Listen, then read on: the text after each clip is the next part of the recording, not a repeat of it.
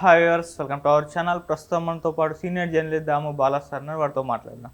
నమస్కారం సార్. నమస్తే సార్, కవిత గారికి మరి 5.5 months తర్వాత నిన్న బెయిల్ రావడం చూసాం సార్. అయితే ఇప్పుడు బెయిల్ రావడం పైన అటు బీజేపీ వాళ్ళ రియాక్షన్ ఏ విధంగా ఉంది అంటే ఇది కాంగ్రెస్ ఇచ్చిన బెయిల్ అని వాళ్ళు అంటున్నారు. కాంగ్రెస్ వాళ్ళ రియాక్షన్ ఏ విధంగా ఉంది అంటే ఇది బీజేపీతో బీఆర్ఎస్ కుమ్మక్కైంది, అందుకే బెయిల్ వచ్చిందని వాళ్ళు ఇలా వాళ్ళ ఒపీనియన్లు అయితే తెలియజేస్తూ వస్తున్నారు సార్. మరి మీరేం చెప్తారు సార్? మార్చి 15th ఆమె అరెస్ట్ అయింది. దాదాపు 163 రోజుల తర్వాత ఆమె రిలీజ్ అయింది. అందులో 153 రోజులు జైల్లో ఉన్నింది, 10 రోజులు కస్టడీలో ఉన్నింది, ఈడీ కస్టడీలో. సో బెయిల్ వచ్చిన తర్వాత కేటీఆర్ కూడా thank you Supreme Court, relieved justice prevailed అని ఆయన ట్వీట్ కూడా చేశాడు. దాని తర్వాత కవిత కూడా మీడియాతో మాట్లాడింది. ఆమె చెప్పింది కూడా ఏంటంటే, నేను తెలంగాణ బిడ్డను, నేను కేసీఆర్ బిడ్డను, నేను తప్పు చేయలేదు, నేను వడ్డీతో సహా దీనికి చెల్లిస్తానని ఆమె చెప్పింది. డైరెక్ట్గా వీళ్ళెవరు కూడా బీజేపీని కానీ మోడీని కానీ ఏమీ అటాక్ చేయలేదు. సో తర్వాత ఈ రాత్రి అక్కడే ఉన్నింది. ఆమె వచ్చిందే ఉద్వేగంగా తన కొడుకు ఆదిత్యను, భర్త అనిల్ను కౌగిలించుకొని కన్నీళ్ళు పెట్టుకునింది. తర్వాత కేసీఆర్తో ఫోన్లో మాట్లాడుతూ కూడా కన్నీళ్ళు పెట్టుకునింది. దాని తర్వాత నిన్న తెలంగాణ భవన్లో ఉన్నది. ఈరోజు 5 గంటలకి హైదరాబాద్ వస్తున్నారు.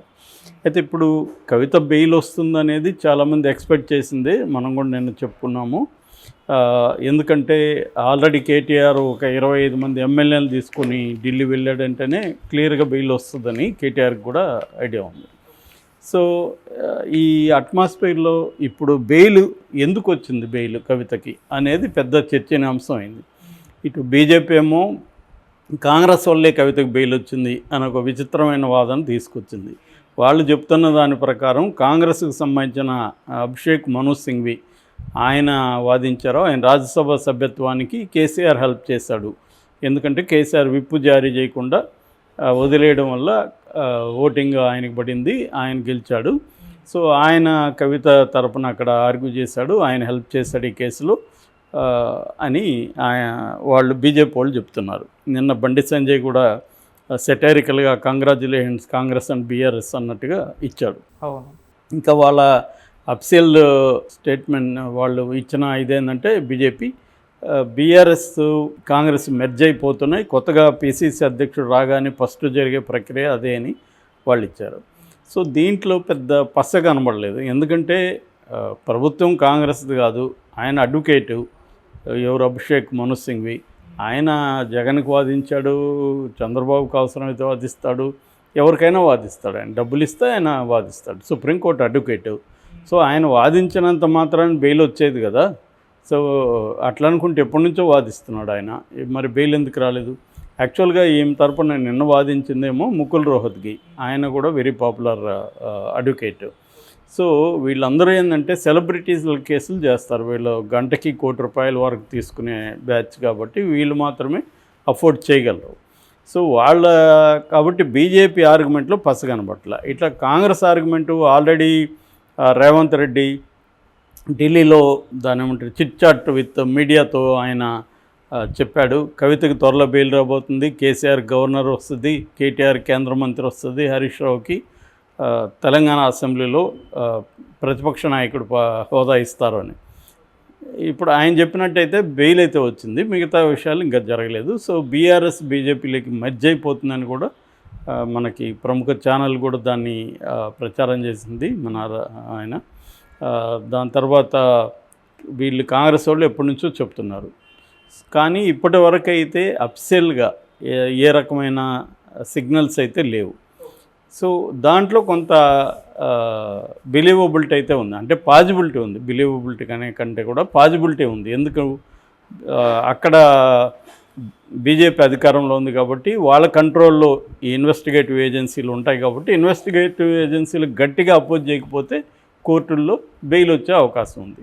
సో ఆ యాంగిల్లో తీసుకున్నప్పుడు బెయిల్ రావడానికి పరోక్షంగా ఇన్వెస్టిగేటివ్ ఏజెన్సీలు కారణం కావచ్చు. కానీ ఏదేమైనా ఇది పొలిటికల్ కారణాల వల్లే బెయిల్ వచ్చిందంటే సుప్రీంకోర్టుని మనం తక్కువ అంచనా వేయడం కావచ్చు, లేకపోతే సుప్రీంకోర్టుకు దురుద్దేశాలు ఆరోపించడం కూడా అవుతుంది.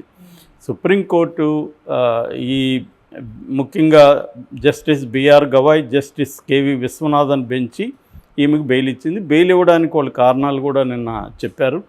ప్రధానంగా ఏంటంటే ఆమె 5.5 నెలల జైల్లో ఉండడం, తర్వాత సిబిఐ ఫైనల్ ఛార్జ్ షీట్ వేసేసింది, ఈడీ కూడా ఇన్వెస్టిగేషన్ కంప్లీట్ చేశానని చెప్పింది.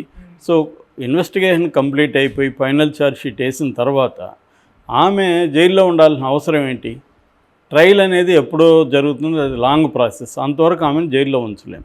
జైలు అనేది పనిష్మెంట్ కాకూడదు. బెయిల్ రాకముందు ఇన్వెస్టిగేషన్ జరుగుతున్నప్పుడు జైలు అనేది వ్యక్తికి పనిష్మెంట్ కాకూడదని సుప్రీంకోర్టు క్లియర్గా చెప్పింది. Article 121 of the Indian constitution ముఖ్యంగా right to life and right to personal liberty అనేది నొక్కి ఒక్కానిస్తుంది.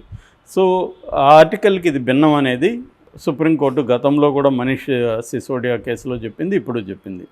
ఇక రెండవది, మామూలుగా బెయిల్ ఎందుకు ఇవ్వకుండా ఉంటారంటే ప్రధానంగా 2-3 కారణాలు ఉంటాయి. ఒకటి, ఫ్లైట్ రిస్క్ అంటారు. ఫ్లైట్ రిస్క్ అంటే విదేశాలకు పారిపోతున్నాయి. దానికి ముకుల్ రోహత్గి వాదించాడు, ఫ్లైట్ రిస్క్ ఉండదు ఈ విషయంలో, ఎందుకంటే ఈమె గతంలో మాజీ ఎంపీ, ఇప్పుడు సిట్టింగ్ ఎమ్మెల్సీ, కాబట్టి ఈమె విదేశాలకు పోవడం అనే మాట ఉండదు, కాబట్టి ఆమె పారిపోదు. రెండవది, సాక్ష్యాధారాలను తుడిపేస్తుంది, సాక్షుల్ని బెదిరిస్తుందని. ఆ పొజిషన్లో కూడా ఆమె ఏమీ లేదు. ఇక 4వ కారణం, ఈమె బయటికి వెళ్తే మళ్ళీ సేమ్ క్రైమ్ చేస్తుందని. సేమ్ క్రైమ్ చేసే పరిస్థితి కూడా లేదు.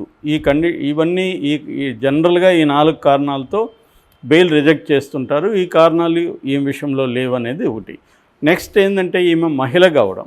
యాక్చువల్గా ఈమె మహిళ కావడం వల్ల బెయిల్ ఇవ్వచ్చు అని ఆ పిఎంఎల్ఏ చట్టంలోనే సెక్షన్ 45(1)లో ఉందన్నమాట.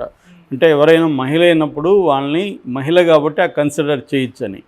బట్ ఆయన కృష్ణకాంత్ వర్మ అనుకుంటా, మన ఢిల్లీ హైకోర్టు జడ్జి, ఈ కండిషన్కి ఆయన ఒప్పుకోలేదు. ఎందుకంటే ఈమె చదువుకున్నది, ఈమె వల్నరబుల్ ఉమెన్ కాదు, ఈమెకి బ్యాక్గ్రౌండ్ ఉంది కాబట్టి ఈ క్లాజ్ వర్తించదు అని ఆయన చెప్తే సుప్రీంకోర్టు హైకోర్టు తీర్పుని తప్పుపట్టింది.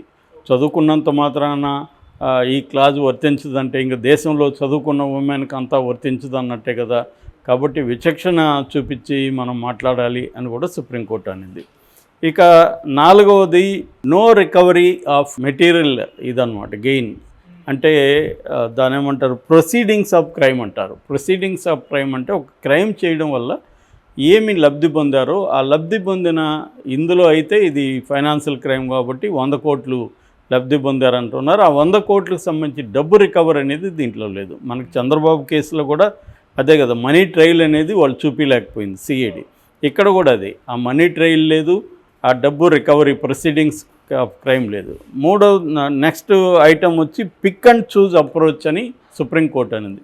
పిక్ అండ్ చూజ్ అప్రోచ్ అంటే ఎవరో అప్రూవల్గా మారిన వాళ్ళని బేస్ చేసుకొని ఈమె మీద కేసు పెట్టారు తప్ప ఈమెకి సంబంధించి, ఈమె ఇన్వాల్వ్మెంట్కి సంబంధించి మెటీరియల్ డాక్యుమెంటల్ ఎవిడెన్స్ లేదు అనేది కూడా సుప్రీంకోర్టు భావించింది. సో తర్వాత దీంట్లో పక్షపాత ధోరణి కూడా ఈడీ సిబిఐ చూపిస్తుంది. కొంతమందికి ఏమో అప్రూవర్గా మారితే బెయిల్ వస్తున్నాయి, కొంతమందికి బెయిల్ అపోజ్ చేస్తున్నారు అనేది కూడా సుప్రీంకోర్టు అనింది.